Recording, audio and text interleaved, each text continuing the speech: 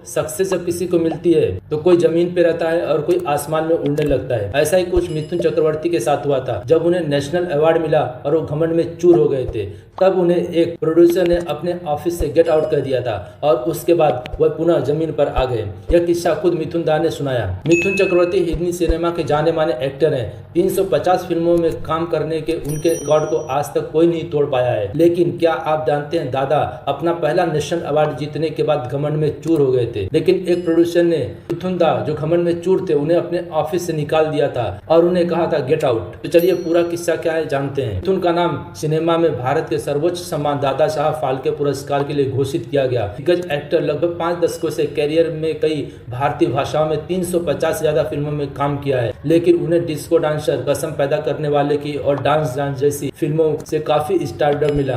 पुराने दौर में मिथुन के साथ हर डायरेक्टर काम करना चाहता था। माना जाता था कि जिस फिल्म में मिथुन है वह हिट की गारंटी है। लेकिन क्या आप जानते हैं, पहला नेशनल अवार्ड जीतने के बाद बॉलीवुड के दादा घमंड में चूर हो गए थे। फिर वो कैसे जमीनी सितारे बने, इसका खुलासा खुद उन्होंने ही किया।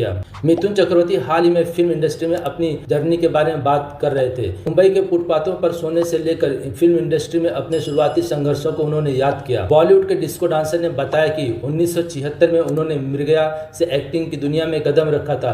इससे पहले वो इंडस्ट्री में किसी को नहीं जानते थे। अपने काम के दम पर उन्होंने पहचान बनाई। मिथुन दा ने बताया कि अपने करियर की पहली ही फिल्म मृगया के लिए नेशनल अवार्ड मिलने के बाद वो घमंडी हो गए थे। मिथुन चक्रवर्ती ने साझा किया कि कैसे उनके करियर की शुरुआत में ही उन्होंने नेशनल अवार्ड जीत लिया, जिससे उनके मन में घमंड आ गया था। उन्होंने कहा कि प्रतिष्ठित पुरस्कार मिलने के बाद उन्हें ऐसा लगने लगा जैसे वह सबसे महान एक्टर हों।